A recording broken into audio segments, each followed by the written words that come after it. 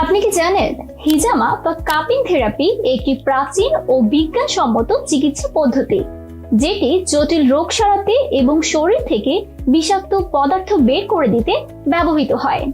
এটি মূলত ইসলামী সংস্কৃতি এবং প্রাচীন চীনা চিকিৎসা পদ্ধতি।